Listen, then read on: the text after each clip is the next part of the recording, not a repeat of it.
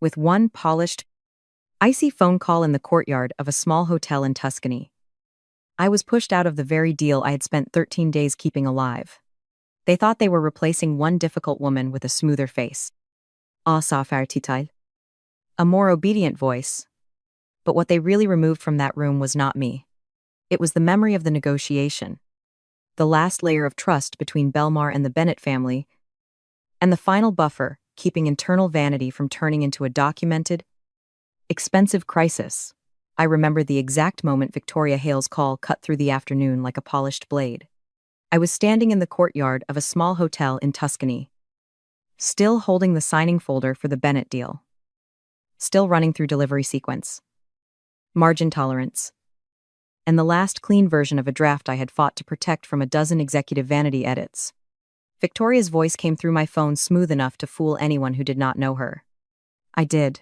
I had spent too many years around people who used refinement as camouflage for cruelty. She told me I had forgotten who I worked for. I answered that I worked for Belmar. She replied that I worked for people who could replace me. That one sentence changed the air around me. Everything outside stayed irritatingly ordinary. A waiter crossed the courtyard carrying empty glasses. Somewhere beyond the gate, a scooter rattled by. But inside me, the line had already been crossed. I understand pressure, deadlines, cost exposure, production mistakes, executive demands.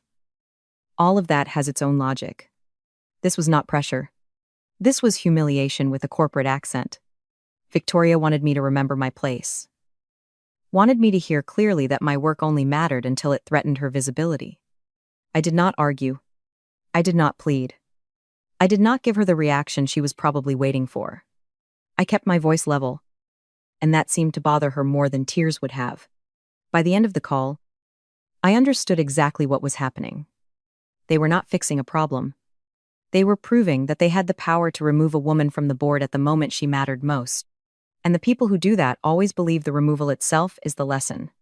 They almost never understand that sometimes the real lesson begins after the person they dismissed stops holding the damage in place.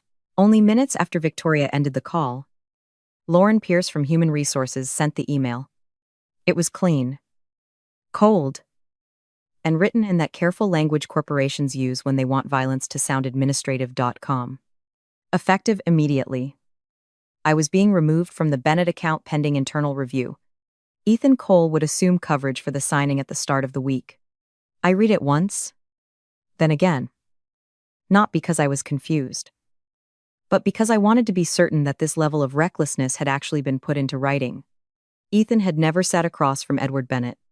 He did not know which line in that draft had only survived because I had softened it over multiple conversations. He did not know which concession had already cost that family too much pride to ever be requested again. He did not know where silence mattered, where directness mattered, or where one wrong sentence could cool an entire room.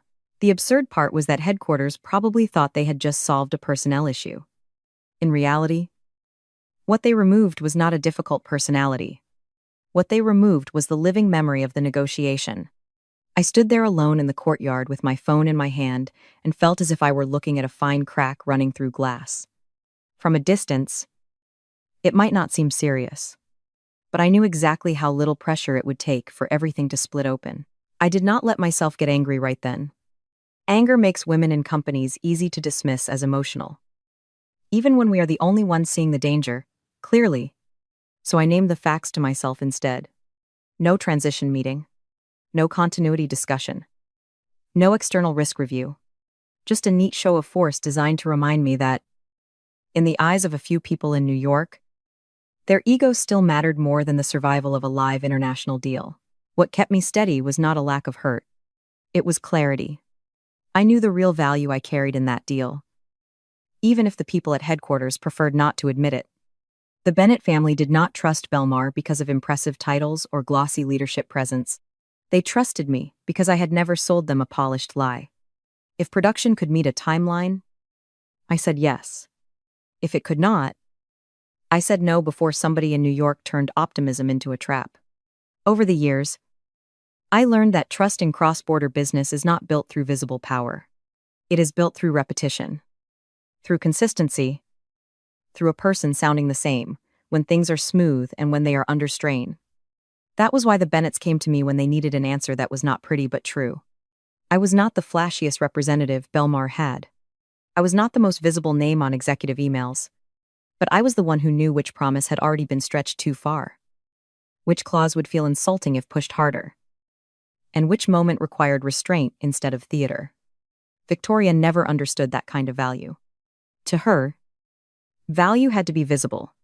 A name on a confirmation chain. A seat in the room. A face in the photograph at the end. My work lived in the less glamorous place where value stays invisible until it disappears and the whole structure starts to shake. If you're still with me here? Comment number 1. Because some of you already know that the people holding the roof up are not always the ones standing under the brightest lights. I was not flattering myself. I simply knew what role they were trying to deny. And that knowledge kept me calm. They could erase my name from an email in 1 minute. They could not replace the trust I had built through accuracy. Patience. And truth spoken at the right time. Belmar had bruised its relationship with the Bennett family long before I arrived in Tuscany. Late changes. Abrupt demands. That elegant kind of disrespect companies call efficiency when they are aiming it at people overseas. I had seen all of it. Large companies often behave as if physical distance will blur the damage of arrogance. It does not. People like Edward Bennett remember exactly how they were made to wait. How a sentence sounded when it crossed into condescension.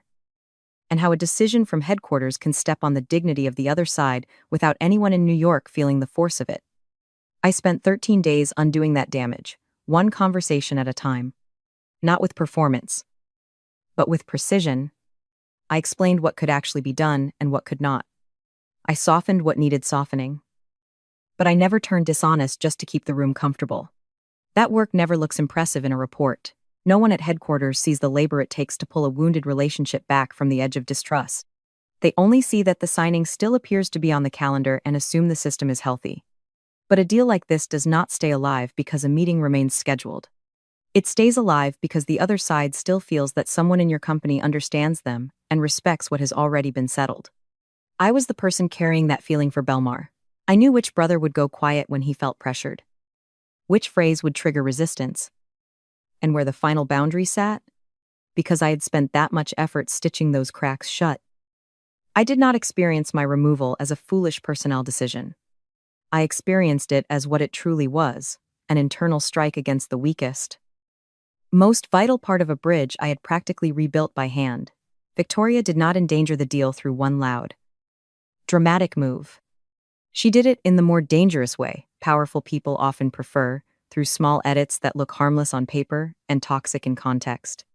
Shift the timeline so it suits an executive weekend. Tighten the language so it sounds stronger. Insert her name into the confirmation chain, as though her visibility itself validates the deal. On paper, each change looked minor. In the room, I knew exactly how those changes would feel to a family that had already swallowed too much disrespect. That is why I pushed back every time. Not because I wanted to hoard authority, but because I knew how much patience the Bennett family had already spent. Lauren had warned me not to make Victoria feel excluded. It sounded soft. Humane. Harmless. What it really meant was keep the work clean. Keep the deal alive. And keep the executive wife feeling centered while you absorb the irritation. I had done that for years. Which was probably why they assumed I would do it once again. This time, I chose differently. I did not send a dramatic complaint. I did not write a wounded manifesto. Before Ethan flew to Italy, I sent one clean email stating that as of that evening, I was no longer authorized to represent Belmar in the transaction. And for continuity and record purposes, I attached the last clean draft reviewed through my office. That was not defiance. It was documentation. It was my way of placing the truth inside the system before anyone could reshape the story into something more convenient. If you have ever seen someone save an entire situation by quietly leaving a clean record behind, like the video, most corporate battles are not won by the loudest person in the room. They are won by the person who leaves the clearest trail before the wrong people begin rewriting history. Lauren had called earlier with that cushioned human resources voice people use when they are carrying someone else's knife. She said there had been a temporary adjustment to the deal team so momentum would not be lost. The phrasing was almost insulting. Temporary adjustment sounds much neater than taking the woman who spent 13 days rebuilding trust and replacing her with a man who had never walked into that room. The chosen replacement was Ethan Cole, 34. Sourcing strategy: smooth voice, controlled posture. The kind of man companies love to send into high-level meetings when they want everything to look managed. Ethan understood cost structure, approval channels, and how to sound reassuring to executives. What he did not understand was the real history of the Bennett family. He did not know which phrases had offended them 2 months earlier. He did not know which concession had already cost them face. He did not know which clause had only been accepted because I had spent 3 separate conversations softening its edges. I did not think of Ethan as a villain. He was simply the kind of polished man systems choose when they want to prove that any competent-looking person can replace another person's invisible labor. As Lauren spoke, I felt a deep, cold clarity settle in me, not fear of being replaced.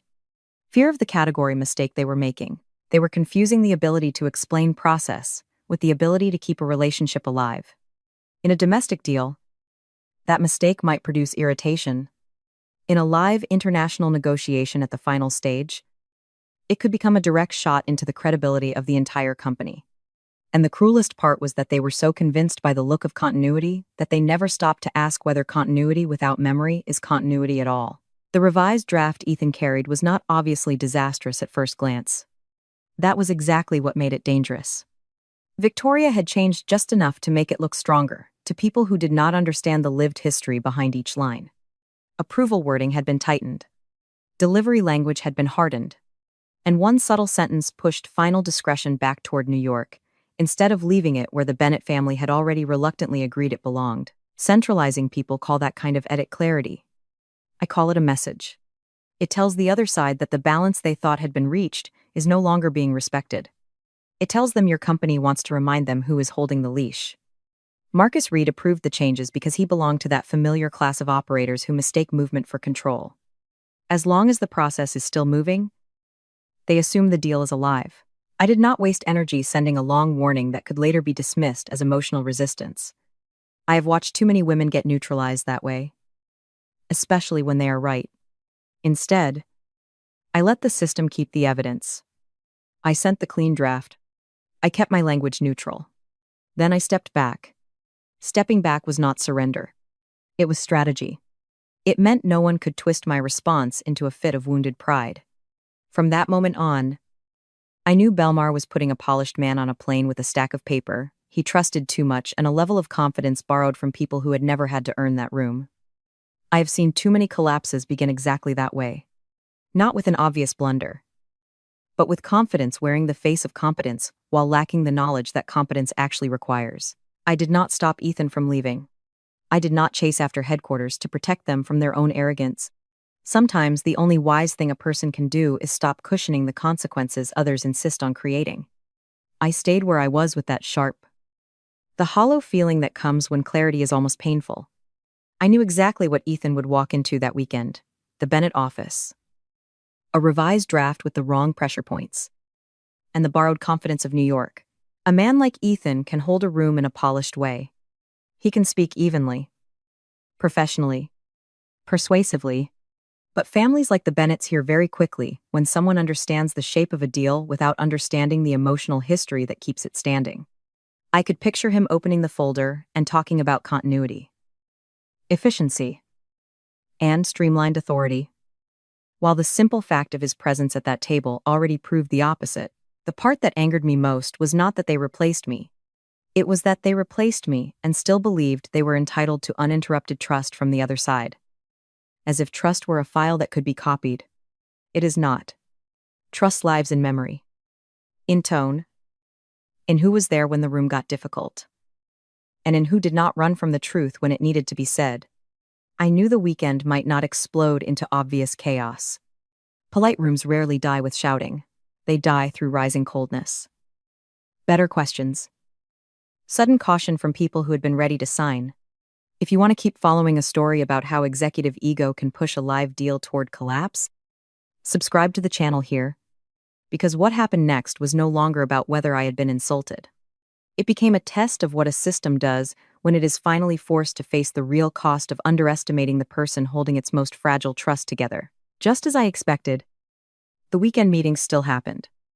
But it had already changed species. It was no longer a signing conversation. It was a courtesy review wrapped in enough civility that an outsider might have mistaken it for progress. I was not in the room, but I know those rooms too well not to feel their temperature from a distance. Edward Bennett would have opened the folder, turned a few pages, and stopped exactly where the revisions signaled that Belmar was no longer consistent with what had already been discussed. His first question, because experienced people always choose the most revealing pressure point, would not have been about price or timeline. It would have been about the removal itself. Why was the prior lead changed at the final stage? Ethan answered, with the headquarters script, internal restructuring. Clean. Process-driven. Lifeless. Then Edward asked who had changed the wording. New York. Why? Why alter both the language and the representation, this close to signature? I know Ethan likely stayed calm. And that calm exposed him. A person who truly lived inside the negotiation answers with context. Sequence. Memory. A person holding only a folder answers with process. When Ethan said Belmar wanted a cleaner authority structure going forward, I could practically feel Edward closing the file. Cleaner for whom? That question kills theater because it forces motive into the open. No one had to raise a voice. No one had to slam a door. The room only had to cool by 1 more degree. And when the signing remained on the calendar for the beginning of the week, it was not safety. It was a pause. It was the Bennett family deciding whether Belmar still understood who was actually authorized to speak to them. What matters is that back in New York, Victoria probably interpreted that weekend as proof that she had been right. She and Graham still had their public schedule. Still had whatever social visibility they cared about. Still had a meeting that had not blown up in open conflict. I know that illusion well. People who spend too long around power often confuse silence with agreement, politeness with trust, and the absence of immediate collapse with control. But deals like this do not explode in front of you for educational effect.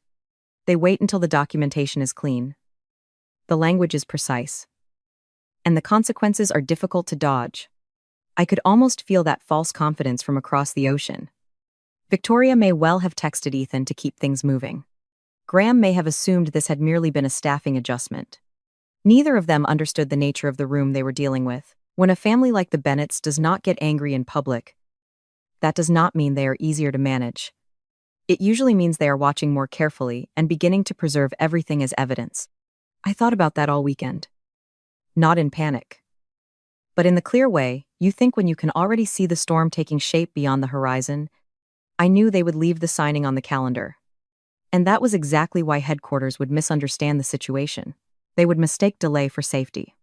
In reality, once your counterpart starts reviewing whether your authority can be trusted at all, the rules of the game have already changed. At that point, the question is no longer how to get the contract signed on time. The question is whether your company still looks like a party capable of governing itself under pressure. The week did not begin with shouting. No fists on a table, no dramatic confrontation. It began with a brief, cold notice written with the precision of people who had thought very carefully before deciding not to leave room for interpretation. The Bennett family placed the deal on formal hold. They would not proceed to signing as planned. Instead, they listed 3 reasons with brutal clarity. The lead negotiator had been removed at the final stage. Material language had been changed without continuity. And Belmar's authority structure now required review before any agreement could be signed. I did not have to be in the building to know what that would do to the air. Ethan would have called headquarters in that controlled male voice that often appears right before panic fully rises. From that moment forward, Belmar could no longer tell itself, this was just an irritating personnel dispute. This was not Claire becoming difficult. This was an international partner formally questioning how the company made decisions under pressure. That is a very different category of problem. It pulls in legal, operations, planning, finance, and all the people who previously had no interest in the emotional architecture of a negotiation. I could imagine the moment the truth finally touched Graham. By then, he would have had to see that I had not been removed from a trip. I had been pulled out of the exact stage where trust mattered more than the paper. And when you swap a person out at that moment purely for optics, serious counterparties do not read it as confusion. They read it as a warning about how your company really functions. Once that happens, every email, every edit, every chain of approval starts to mean more than the people who created them ever intended. By that afternoon, the mood inside Belmar must have shifted from irritation to caution. I have always recognized that change inside large organizations, it happens when people realize a bad decision may have left a record. Legal did not sweep in like noisy investigators. They are much more dangerous than that. They move quietly, precisely, and they ask for exactly the things that peel rationalization off the bone. They wanted the weekend email chain, the version history of the drafts, the approvals behind my removal, and every internal message tied to the draft. Ethan carried to Italy. If they did their jobs properly, the story would reveal itself sooner or later. Victoria may have been careful enough not to write anything blatantly reckless. People with informal power are often very good at standing just inside the line while believing that makes them safe. But a few sentences placed together can tell a whole story. Claire's becoming difficult. She needs a reminder. The deal must move without increasing her leverage. The wording needs to align with Monday optics. One sentence can be explained away. 4 cannot. Together, they describe exactly what happened. This was not an operational decision taken to protect the deal. It was an ego-driven intervention shaped by optics, and by a woman who mistook access for authority. I had been around corporate machinery long enough to know that once legal begins using language like governance exposure, the room never goes back to what it was before. From that point on, the people who believed they were merely teaching a female employee, her place had to face a much uglier possibility. Their own emails might now be the cleanest definition of the problem. The next day, Belmar did what large companies always do once they finally admit they have a crisis. They pulled everything from the files of the person they had just pushed out. Every draft I had touched. Every margin note. Every buried side comment. Every delivery adjustment. Every quiet warning that had once looked small. On the surface, it all appeared reassuringly organized. My records were clean, logical, sequential. Exactly the kind of archive that makes executives believe nothing truly depends on one person. And that was where the system hit its limit. Documents can preserve content. They cannot preserve emotional sequence. They do not tell you how long Edward Bennett will sit in silence when he feels pressured. They do not mark which phrase the younger brother will treat as an insult, even though it sounds legally harmless.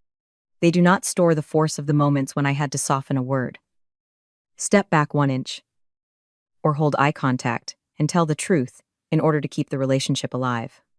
Companies love to repeat that no one is irreplaceable.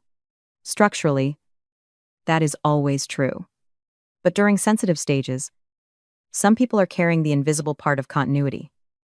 And you usually only discover that after the files remain intact while the deal itself stops, knowing how to stand.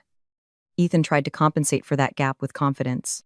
I do not blame him alone. Many men are trained to believe that a steady tone can conceal the places where they do not yet understand enough.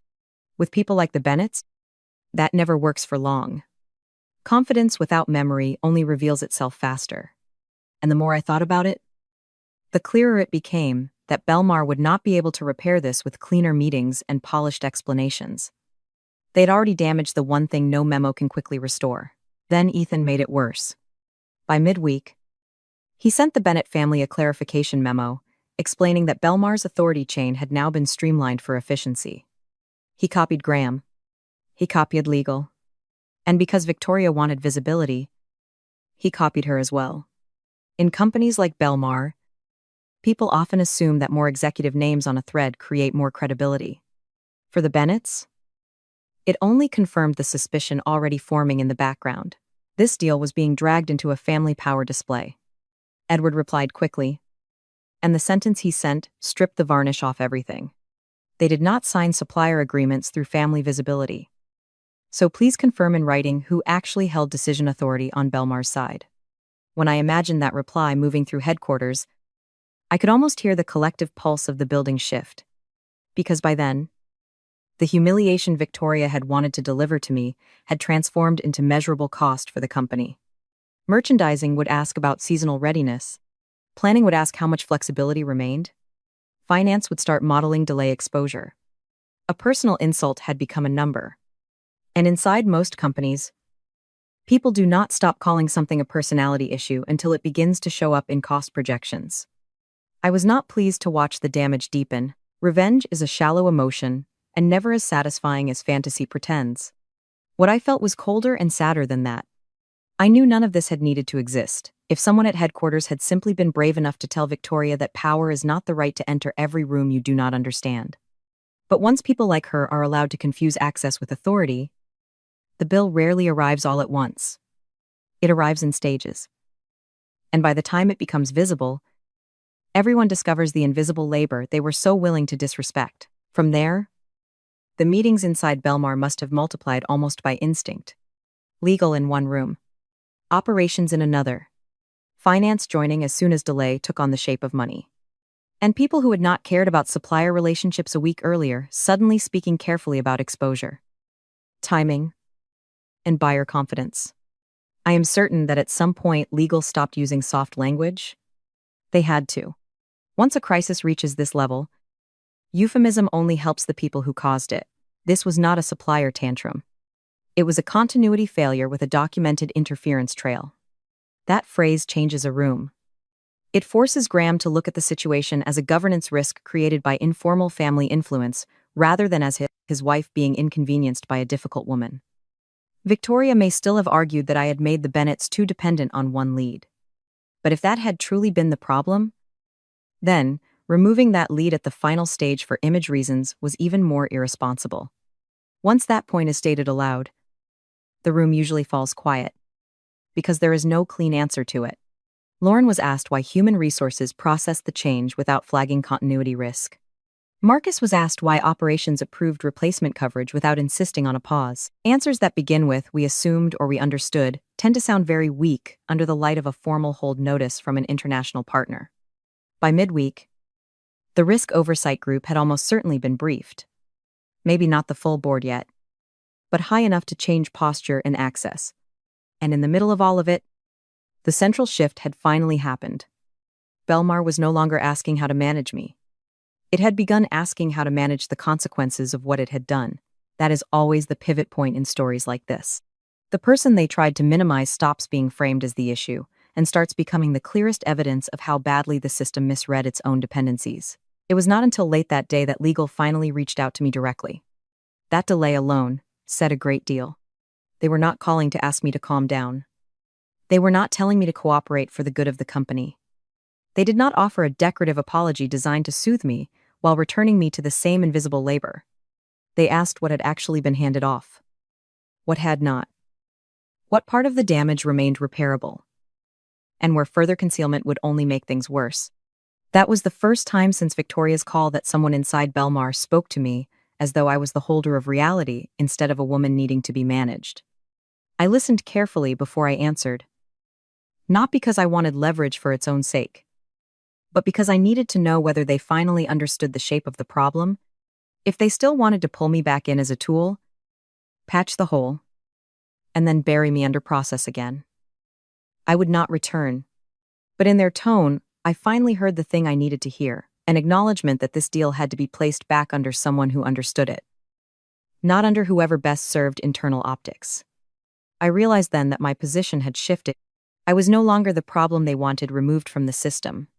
I had become a condition for the system's chance to restore credibility. That did not make me triumphant. It made me precise. There are moments in work when you are treated as though you are too hard, too exacting, too difficult. Then the decorative layer falls away. And those same qualities become the only solid ground left in the room. I did not say much in that first call. I only made one thing clear. If they wanted to know what could still be saved, they had to be ready to hear some very unattractive truths about how the damage had been done. By the next day, when legal arranged a call involving Belmar and the Bennett family, I entered it in a completely different position from the one they had expected me to occupy. I was no longer the woman whose job was to absorb strain and make everyone else look competent. I entered as a named condition. Before I discussed a single commercial issue, I laid out clear boundaries. Victoria was removed from all supplier communication effective immediately. No side messages. No visibility copies. No last-minute edits dressed up as executive perspective. The deal would revert to the last clean draft I had attached to my record email. If Belmar wanted me back in the process in any real sense, my authority had to be restored in writing before that call ended. No one would speak to the Bennett family in Belmar's name without that authority appearing on the record. And beyond the immediate repair work, I required a continuity protocol for sensitive international negotiations, so no one could ever again treat a living external relationship like a staffing slot. The point was not revenge. The point was that I would no longer allow the system to use my dedication as a shock absorber while preserving the structure that created the harm. No one argued. When an organization has exhausted most of its good options, it suddenly becomes far more capable of listening. I could hear the caution in Edward Bennett's voice, and I respected it. They did not owe Belmar an easy exit. To be honest, I did not want one either. Only conditions written clearly enough to survive memory could prevent internal vanity from returning the moment the first panic passed. That was what I needed. Not gratitude. Not symbolic respect. Structural limits. Because unless power is forced to stop somewhere concrete, it always drifts back to the people most accustomed to using it without accountability. The Bennett family did not sign that day, and I would have distrusted them if they had. Real damage never heals, because a few people at headquarters suddenly sound more humble. But Edward agreed to reopen the review path once Belmar sent a corrected authority chain with my name restored in the proper role. To May. That was the true turning point. Not an apology. Not strained faces in conference rooms. A serious counterparty defining the kind of structure they were still willing to trust. Inside Belmar, the consequences also began landing in more appropriate places. Victoria was removed entirely from supplier matters. Lauren received a formal warning. Marcus lost unilateral authority over replacement decisions in continuity-sensitive deals. And Graham had to say aloud what men like him usually avoid for as long as possible. Family interference had put the business at risk. I did not return to my old position as though none of it had happened. I stepped into a stronger one, defined not by patient endurance but by recognized authority. That distinction mattered to me more than any dramatic scene could have. There is an enormous difference between continuing the same work after public disrespect and returning under a changed structure that protects the work itself. I knew the difference deeply. Some people might look at this story and call it a satisfying reversal.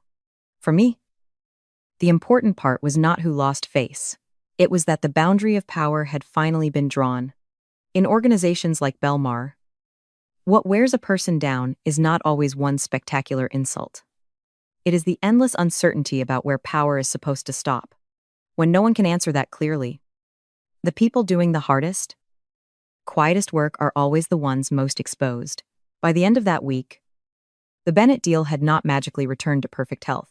Cracks created by broken trust do not disappear because an org chart has been revised into something prettier.